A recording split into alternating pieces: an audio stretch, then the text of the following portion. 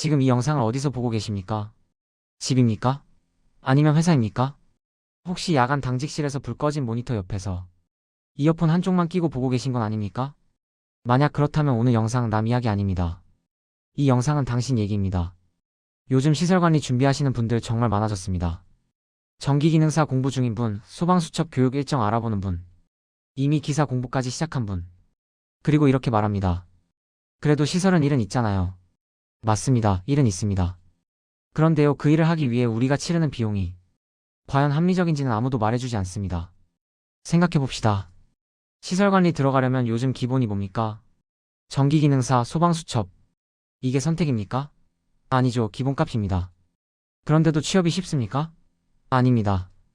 공고 하나에 지원자 수십 명. 그 중에서 기능사 없는 사람? 아예 걸러집니다. 여기까지 오는데 얼마나 걸렸습니까? 그런데 그걸로 끝났습니까? 아니죠. 시설에 들어가면 이제 좀 숨 돌릴 수 있을 것 같죠? 아닙니다. 그때부터 진짜 시작입니다. 전기기사, 소방설비기사, 공조냉동기계기사, 건축설비기사. 요즘은 정보통신기사 얘기까지 나옵니다. 왜냐고요? 회사 입장에서 한 명으로 모든 걸 커버하고 싶거든요. 전기, 소방, 기계통신. 한 사람에게 네 사람 몫을 요구합니다. 그런데 월급은 4배입니까? 아닙니다. 그리고 시설에 처음 들어오면 거의 대부분이 교대 근무입니다. 주주야비비, 주야비, 당비. 겉으로 보면 쉬는 날 맞네? 하지만 그건 해본 사람이 아니면 절대 모릅니다. 밤에 자는 게 아닙니다. 대기하는 겁니다. 전화 울릴까봐, 벨 울릴까봐. 눈을 완전히 감지도 못한 채 몸만 눕혀놓는 겁니다. 새벽 2시 기사님 화장실이 막혔는데요? 그 한마디에 몸이 먼저 반응합니다. 내보다 몸이 먼저 일어납니다. 그때 스스로에게 묻게 됩니다. 내가 이러려고 이 나이에 자격증 따고 이 공부를 했나? 그리고 요즘 상황은 더 가혹합니다. 베이비붐 세대 은퇴, 대기업 구조 조정, AI로 사무직 대량 축소. 사람들이 어디로 옵니까? 시설관리로 옵니다. 40대, 50대, 20대까지. 그래도 여긴 망하진 않잖아. 맞습니다. 망하진 않습니다. 그런데요. 사람이 너무 많아졌습니다. 예전엔 기능사 하나면 오세요 하던 시장이 지금은 기능사 경력, 기사 하나쯤 있어야 면접을 봅니다. 그래서 이 질문이 머릿속에서 계속 맴돕니다. 이 정도까지 해서 이 일을 할 가치가 있나? 누가 대신 답해주지 않습니다. 학원도 유튜버도 취업 사이트도 다들 할 수 있다, 안정적이다 이 말만 합니다. 그런데 아무도 말 안 해줍니다. 그 뒤에 오는 현타를, 몸 갈리는 걸, 야간 근무의 무게를, 월급 봉투 열었을 때의 허탈함을. 오늘 영상은 그걸 말하려고 합니다. 시설관리 미화하지 않겠습니다. 꿈 팔지 않겠습니다. 대신 있는 그대로 보여드리겠습니다. 그리고 그럼에도 불구하고 이 길에 남는 사람들은 왜 남는지, 이 일을 어떻게 버티는지, 어떤 사람에게는 지옥이지만 어떤 사람에게는 이외로 맞는 이유, 그걸 끝까지 이야기해보겠습니다. 지금 이 영상을 끄지 말고 조금만 더 보세요. 이건 당신 인생 얘기일 수 있습니다. 그리고 이 선택을 후회하지 않게 만드는 최소한의 기준은 오늘 영상에서 얻어가셔야 합니다. 시설관리라는 직업 겉으로 보면 단순해 보입니다. 전기 좀 보고 설비 점검하고 고장 나면 처리하는 일. 그런데 막상 들어와 보면 완전히 다릅니다. 이건 기술직이 아니라 종합 잡무직에 가깝습니다. 전등 하나 나가면 전기기사, 변기 막히면 시설기사, 주차 차단기 안 올라가면 시설기사, 벽에 구멍 나면 시설기사. 입주민이 이렇게 말합니다. 기사님은 시설이니까 다 아시죠? 그 말 한마디에 당신 업무 범위가 자동으로 확장됩니다. 그런데 웃긴 게 뭔지 압니까? 정작 위험하고 책임 큰 작업은 우리가 안 합니다. 고압 전기 작업? 외주. 보일러 대공사? 외주. 대형 설비 교체? 외주. 우리는 뭘 합니까? 민원 받고 청소 도와주고 장고장 처리하고 전화 받습니다. 그러다 하루가 끝납니다. 이때 드는 생각은 내가 지금 기술을 쌓고 있는 건가? 아니면 시간을 소비하고 있는 건가? 그래서 시설 쪽에서 자주 나오는 말이 있습니다. 물경력 된다. 이 말 들어본 분들 많을 겁니다. 몇 년 일했는데 막상 이직하려고 보면 내세울 게 없는 느낌. 전기 설비 뭐 해봤어요? 소방 점검 직접 했어요? 공조 설비 만져봤어요? 대답이 애매해집니다. 그건 외주 깔고요. 이 순간 현타가 옵니다. 그런데도 공부는 멈출 수 없습니다. 왜냐하면 알고 있기 때문입니다. 자격증 없으면 여기서 끝이라는 걸. 그래서 야간 당직 중에도 문제집을 펼칩니다. 눈은 감기는데 손으로 문제를 넘깁니다. 전기기사 계산 문제, 소방 법규 암기, 공조 사이클 이해. 머릿속은 이미 과부하입니다. 그런데 다음날 출근하면 다시 민원입니다. 기사님 우리 집 콘센트 이상한데요. 여기서 사람이 두 부류로 나뉩니다. 첫 번째 아무 생각 안 하게 되는 사람. 그냥 월급 받으면 됐지. 두 번째, 더 괴로워지는 사람. 이렇게 살려고 내가 공부했나? 이 두 번째 부류가 가장 힘듭니다. 왜냐하면 생각을 하기 때문입니다. 그리고 이 모든 걸 버티게 만드는 가장 큰 이유는 그래도 다른 데는 더 힘들다더라. 이 말 시설 쪽에서 진짜 많이 듣습니다. 공장 가봐라, 현장직 해봐라, 영업직 해봐라. 그래서 스스로를 설득합니다. 그래, 여기가 그나마 낫다. 그런데 그 말이 위로가 아니라 체념으로 바뀌는 순간이 옵니다. 통장에 찍힌 숫자를 봅니다. 밤샘 교대 근무 자격증 공부. 그 모든 걸 합친 결과가 이 숫자인가? 그때 다시 한번 그 질문이 올라옵니다. 이 정도 노력해서 이 일을 할 가치가 있나? 이 질문이 사라지지 않습니다.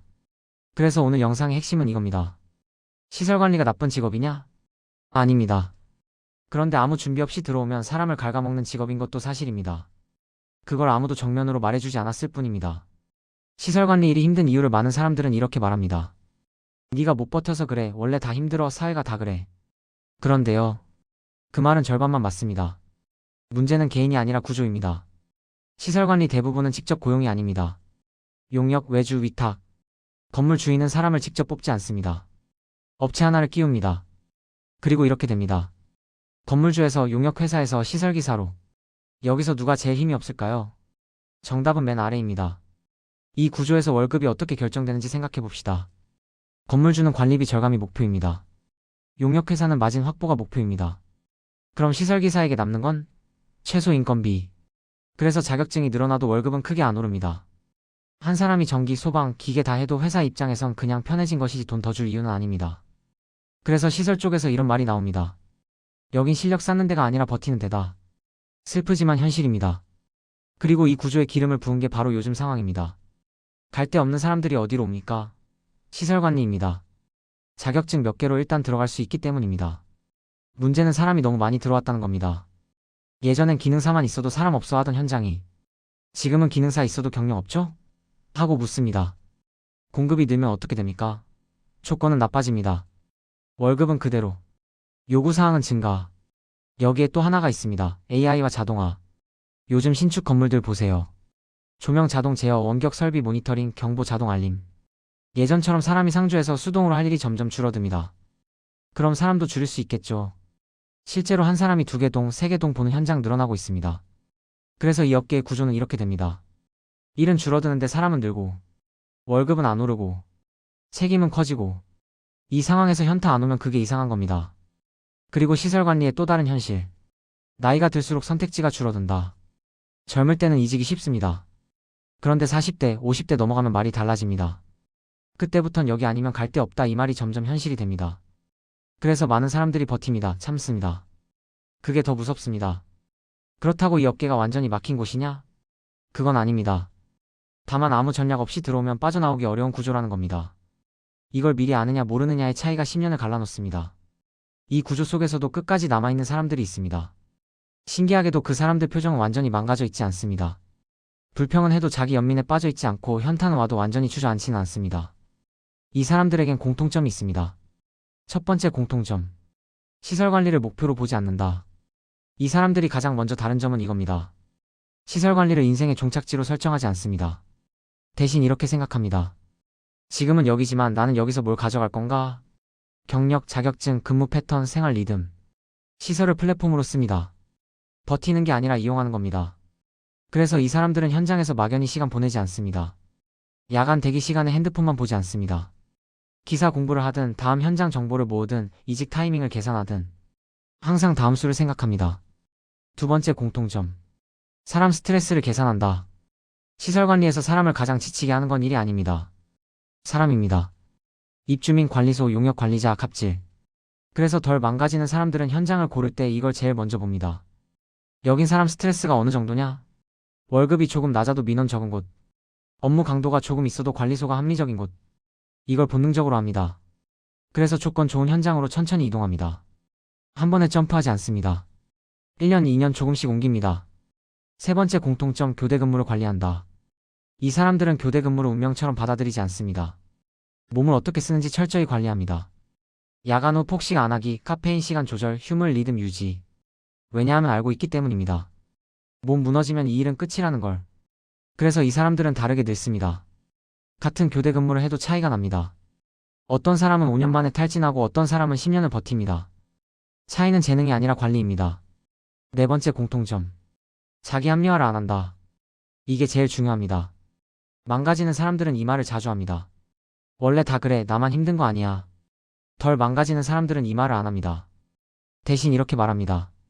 지금 이 구조는 문제지만 나는 여길 어떻게 빠져나갈 건가? 감정으로 자기 인생을 마비시키지 않습니다. 냉정합니다. 그래서 시설에 오래 있어도 눈빛이 살아있습니다. 체념하지 않았기 때문입니다. 다섯 번째 공통점. 시설 말고도 자기 세계가 있다. 이 사람들 시설만 생각하지 않습니다. 운동, 공부, 취미, 재테크, 부업, 사업 등. 시설이 인생 전부가 아닙니다. 그래서 시설에서 받는 스트레스가 인생 전체를 잠식하지 않습니다. 이 차이가 정말 큽니다. 여기까지 들으면 이렇게 느낄 수 있습니다. 결국 버티는 사람만 버티는 거네. 맞습니다. 그런데 중요한 건 이겁니다. 버티는 방식이 다르다는 겁니다. 아무 생각 없이 버티면 사람이 망가집니다. 전략적으로 버티면 출구가 보입니다. 시설 관리의 진짜 갈림길은 여기입니다. 여기까지 영상 끝까지 본 분들 솔직히 말해봅시다. 마음이 조금은 무거워졌죠. 그래도 그게 정상입니다. 시설 관리라는 일을 제대로 보게 됐다는 뜻이니까요. 이제 마지막 질문을 해야 합니다. 그래서 누가 이 길에 남아야 할까? 아무도 이 질문에 정확하게 답해주지 않았습니다. 오늘은 시설워크가 냉정하게 말해보겠습니다. 먼저 이 길이 맞지 않은 사람부터 말하겠습니다. 시설 관리를 편한 직업으로 생각하고 들어온 분들, 교대 근무를 쉬는 날 많은 근무라고 생각한 분들, 자격증 따면 대접받을 거라 기대한 분들, 이분들에겐 시설 관리는 상당히 잔인한 직업입니다. 실망이 쌓이고 현타가 깊어지고 자존감이 깎입니다. 이건 의지의 문제가 아닙니다. 기대와 현실의 간극입니다. 반대로 이 길이 의외로 맞는 사람들도 있습니다. 첫째, 혼자 일하는 걸 견딜 수 있는 사람. 사람 눈치 안 보고 조용히 자기 일하는 게 편한 사람. 성과 경쟁, 회의, 보고 문화가 숨막히는 사람. 이런 사람에겐 시설이 오히려 정신적으로 덜 소모됩니다. 둘째, 장기적으로 생각하는 사람. 지금 여기서 5년 뒤 나는 뭐가 될까? 이 질문을 계속하는 사람. 시설을 종착지가 아니라 경유지로 보는 사람. 이런 사람은 시설에서 망가지지 않습니다. 셋째, 몸을 관리할 줄 아는 사람. 교대 근무는 누구에게나 독입니다. 하지만 관리하면 속도가 늦춰집니다. 자기 몸을 소모품으로 쓰지 않는 사람. 이런 사람은 시설에서도 오래 갑니다. 그리고 가장 중요한 조건이 있습니다. 혼자 버티지 않겠다고 결심한 사람. 시설 관리에서 사람을 가장 망가뜨리는 건 정보 부족입니다. 나만 이런가? 다들 이렇게 사는 건가? 이 생각이 사람을 고립시킵니다. 그래서 시설워크를 만든 이유가 바로 그겁니다. 여기서는 미워하지 않습니다. 다 괜찮아질 거야, 이런 말 안 합니다. 대신 현직자들이 그대로 말합니다. 어디가 힘든지, 어디는 피해야 하는지, 어떤 현장이 덜 지옥인지, 이직 타이밍은 언제인지. 이 영상 보면서 이런 생각 들었을 겁니다. 이거 나만 느낀 거 아니었구나. 맞습니다. 당신만 그런 게 아닙니다. 그래서 이 영상을 보고 딱 한 가지만 해주셨으면 합니다. 네이버에서 시설워크 네이버 카페를 검색해서 카페에 들어와 보세요. 글 하나라도 읽어보세요. 댓글 하나라도 달아보세요. 저도 지금 이 상황입니다. 그 한 줄이면 됩니다. 시설워크는 정답을 주는 곳이 아닙니다. 대신 같은 길을 걷는 사람들의 현실적인 선택지를 모아놓은 곳입니다.